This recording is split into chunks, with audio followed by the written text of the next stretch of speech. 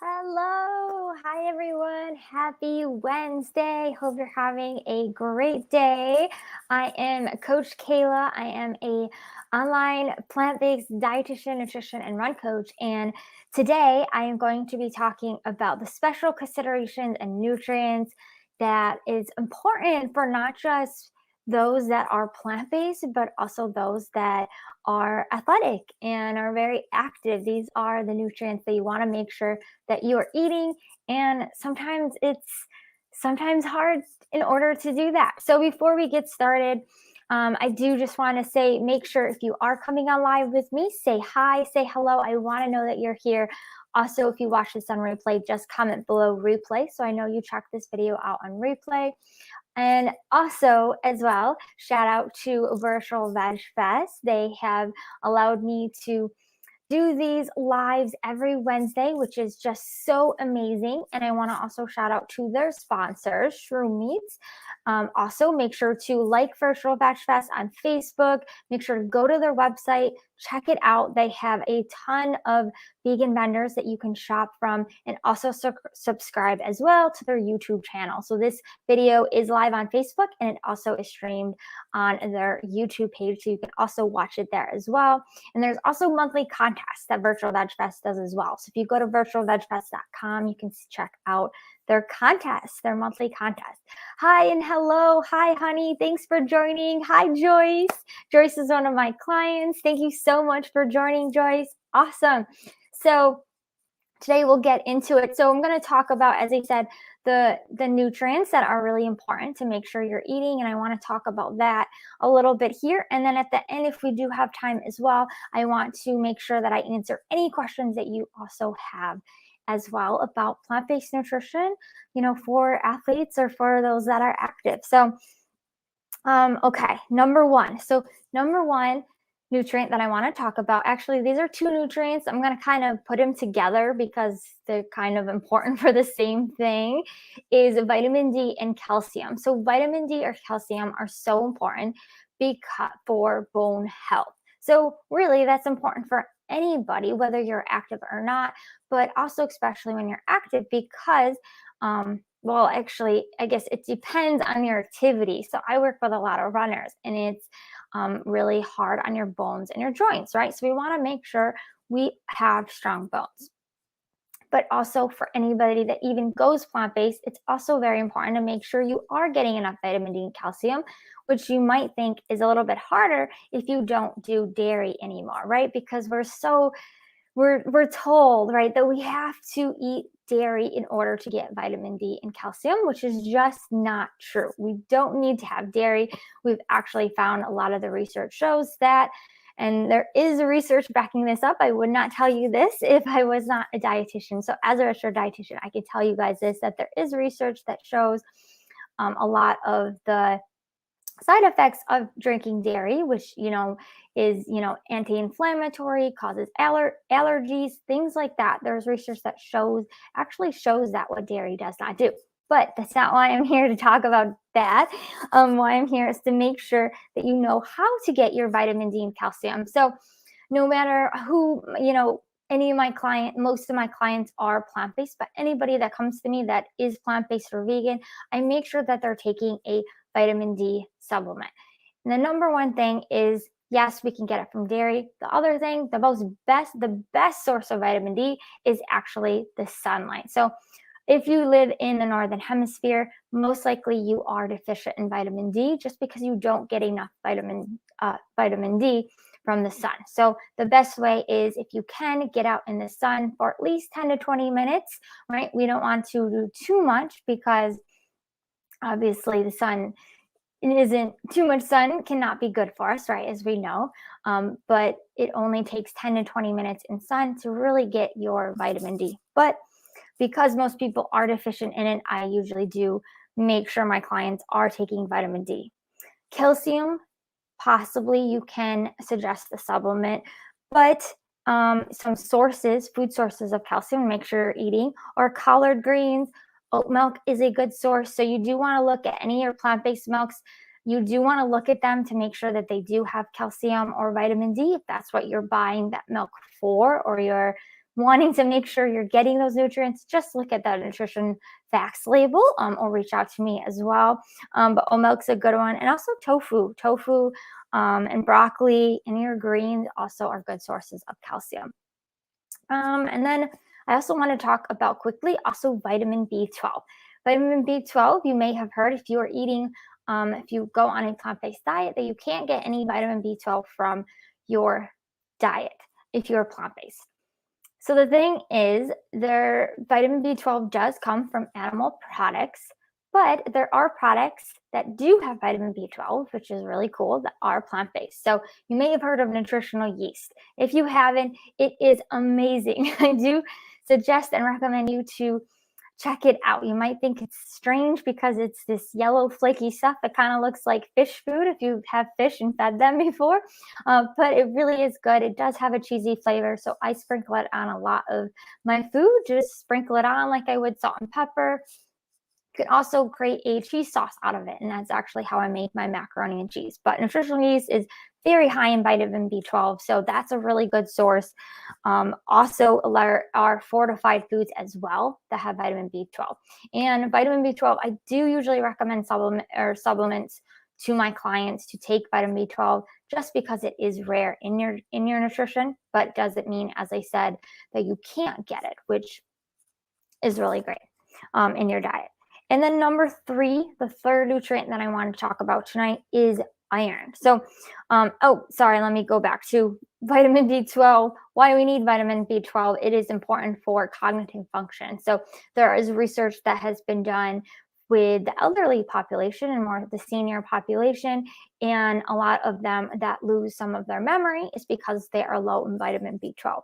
Now, for runners, it's important as well for energy. So it's important to make sure we get our B12. And then, as I said, the third one that I want to talk about tonight, third nutrient, is iron. Now, iron is important because iron helps transport our oxygen in our blood throughout our body. So if you know somebody, or maybe you do know that a big sign of not having enough iron in your body is feeling really tired and fatigued. So that is a huge sign of being iron deficient. It's very common in those that are plant-based, females especially as well, that are also athletes, because we lose blood every month. So in our cycles, we are losing iron because iron is in our blood, right? And Joyce said that she just recently started using nutritional yeast. It's so good. Yes, thank you, Joyce.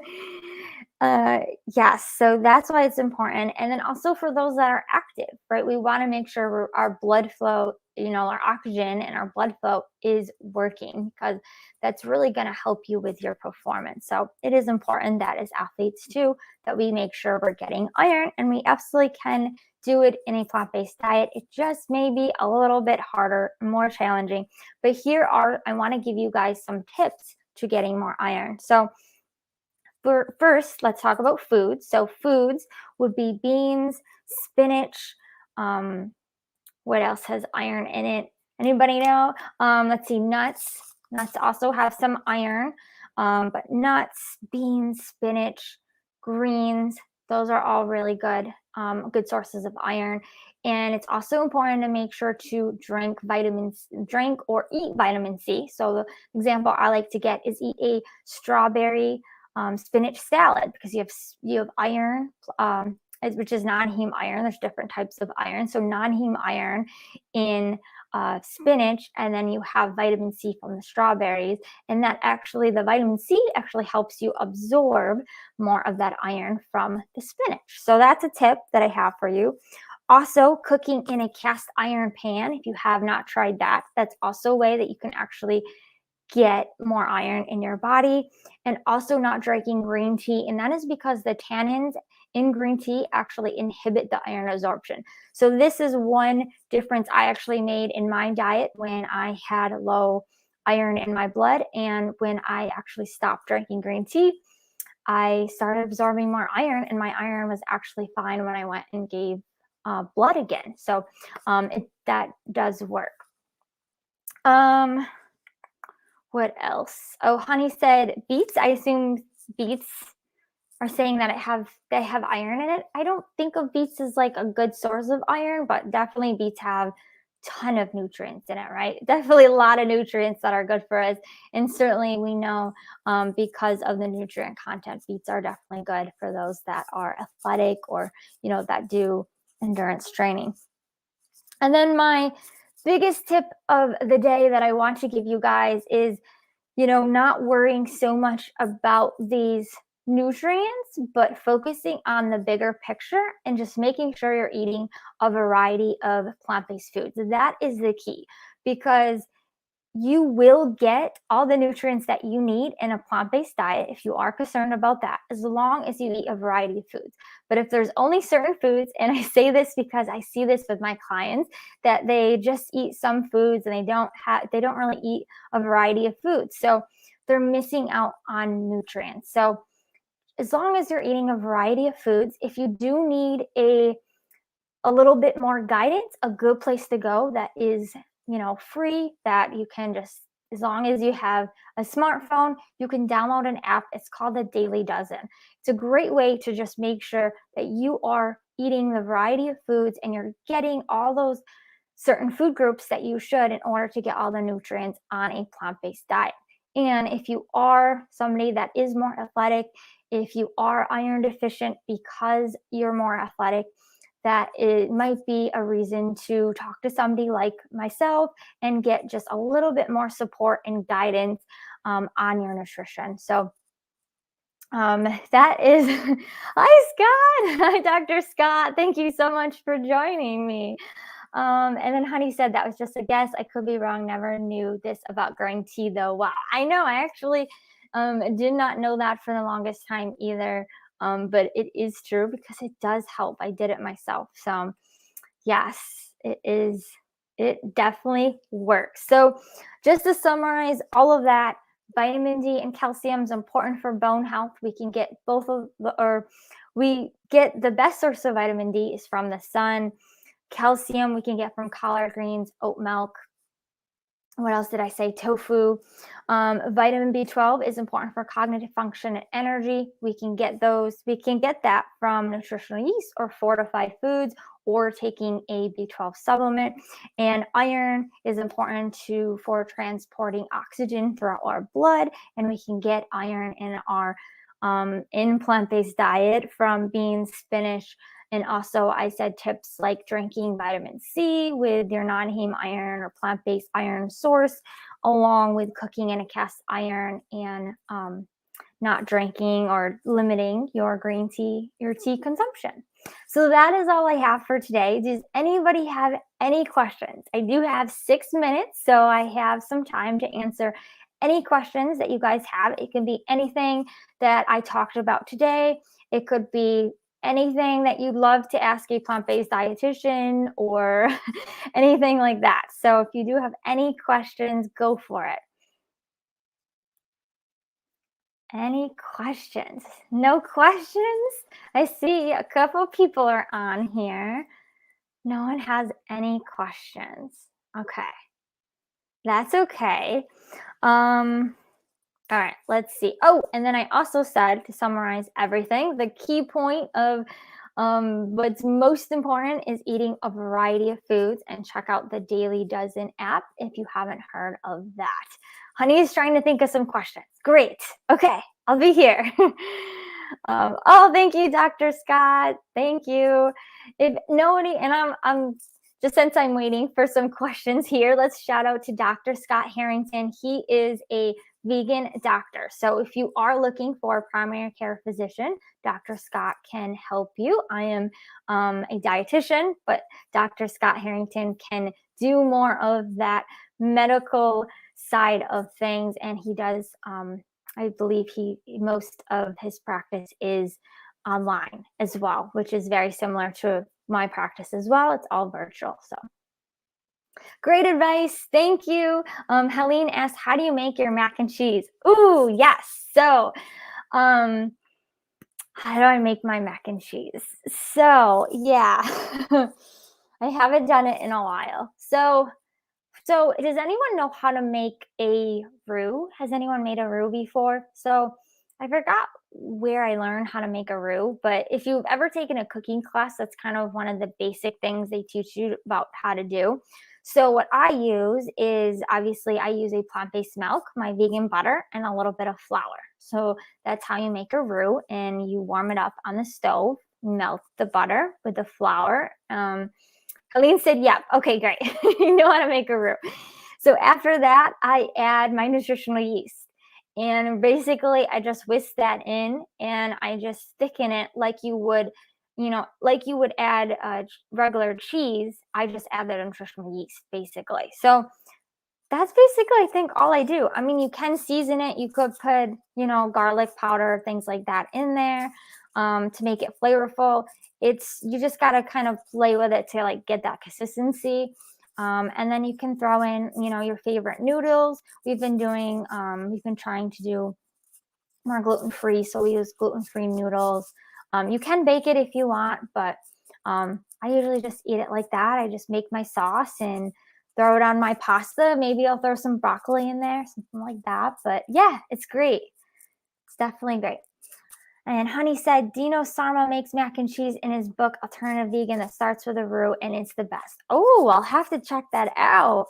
That's awesome. Yeah, mac and cheese is definitely the best. And that's what I think is so great about plant-based nutrition is people feel like when they go plant-based that they can't eat those comfort foods or those foods that they used to love to eat, but it's so not true. I mean, there's always a way to make it vegan, which is so cool. I think it's just so fun. So if you haven't found that funness, I know that's not a word, but it really can experiment. You can really try new things, and it can be a lot of fun. So yeah, try making your own vegan mac and cheese. It's so fun.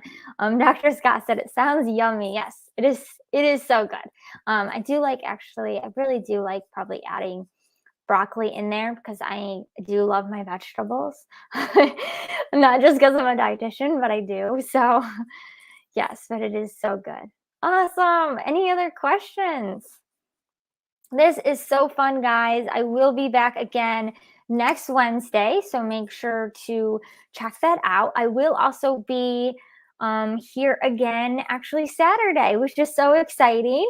And we've scheduled this interview actually a while back, so I'm so excited to come in here with Helene on Saturday, May 1st at 4:00 p.m. Eastern time. So check that out. We're going to have an interview there then. And that should be a lot of fun. And as I said, I will also be back next Wednesday, same time, 7:00 p.m. Eastern as well. And if anyone has any questions also after this live, you can always comment below and I can come back to it. Or you can just reach out to me directly as well. But you can find me everywhere. I'm all over social media, Facebook and Instagram, YouTube, all of that stuff. So definitely find me and follow me there as well. All right, awesome. Thank you guys. It's been fun, and I'll see you all next Wednesday. Bye.